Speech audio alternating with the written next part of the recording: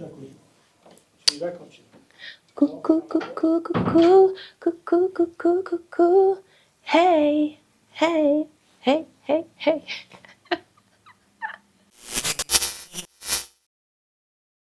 Bienvenue dans la saison 3 des Rubis Noirs, l'émission des cadres et des entrepreneurs noirs afrodescendants. Je suis Estelle Keita, j'ai 28 ans et je suis la fondatrice de ce magnifique média, de ce magnifique podcast. Le concept de mon émission est d'interviewer des cadres, des intellectuels, des entrepreneurs noirs afrodescendants. Donc, j'ai réalisé 2 premières saisons. La première saison, j'ai interviewé une psychiatre, docteur psychiatre, auditrice financière, une directrice des programmes de finance de l'école INSEC. J'ai interviewé pour la saison 2 une titulaire de pharmacie, une cardiologue, une architecte, une pasteur. Bref, j'interviewe des femmes noires dirigeantes, des cadres. Et pour cette saison 3, j'aimerais interviewer davantage d'intellectuels. Là, ça enregistre. Là, ça enregistre. Et dès que tu as la porte qui se ferme, tu comptes jusqu'à 3 secondes et tu commences à enregistrer. Vas-y.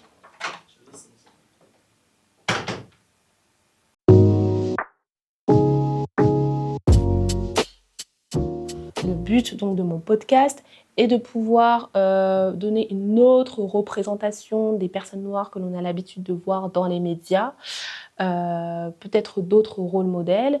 Très souvent, on a l'habitude de voir des personnes noires qui sont dans le domaine de l'entertainment, donc des artistes, des sportifs, des humoristes, ou alors des personnes noires qui occuperaient des postes, on va dire, subalternes.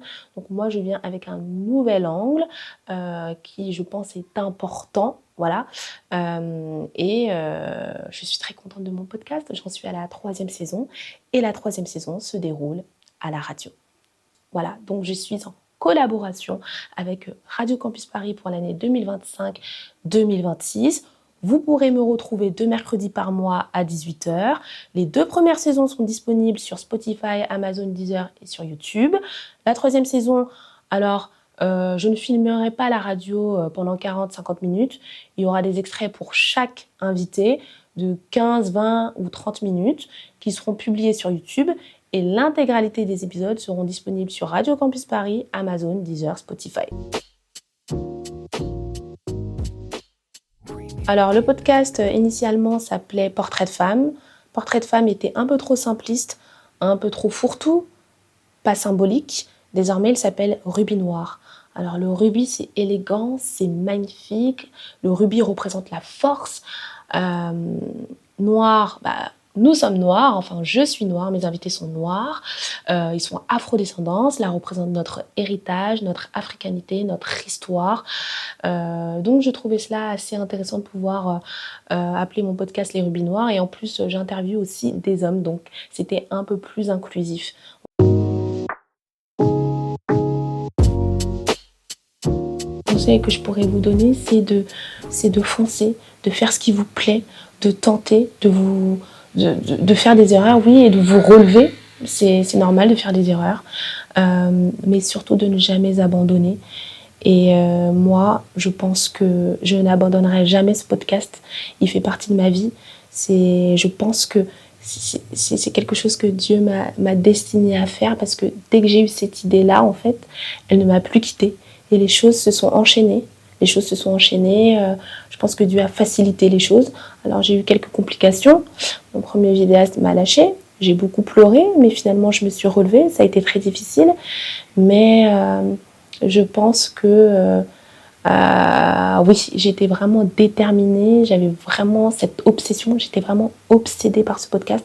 Et je pense que quand on est obsédé par quelque chose, eh bien, comme dit une amie à moi, quand on est obsédé par quelque chose, c'est que l'on est sur la bonne voie, je pense, finalement. En tout cas, en termes d'objectifs de vie ou dans le cadre professionnel, bien évidemment.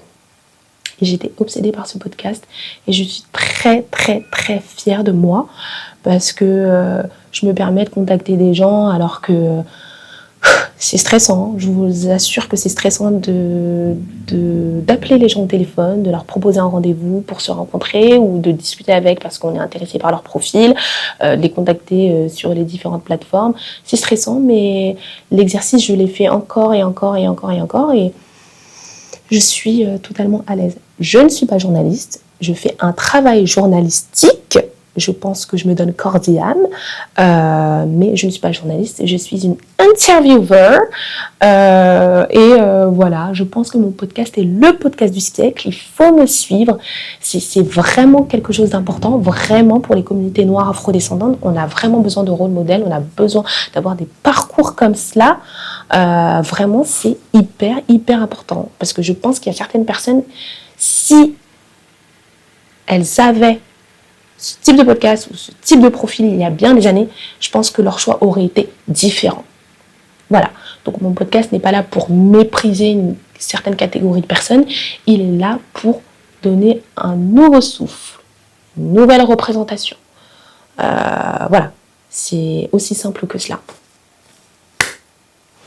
Merci à vous. N'hésitez pas à vous abonner à ma chaîne YouTube, Estelle Keita, à me suivre sur Instagram, Les Rubis Noirs, sur TikTok, Les Rubis Noirs, et à suivre le podcast sur Spotify, Amazon, Deezer, et surtout, suivre, écouter mon podcast sur Radio Campus Paris, 2 mercredis par mois à 18h. Le prochain épisode est mercredi prochain. Il faut me suivre, il faut me soutenir, c'est vital.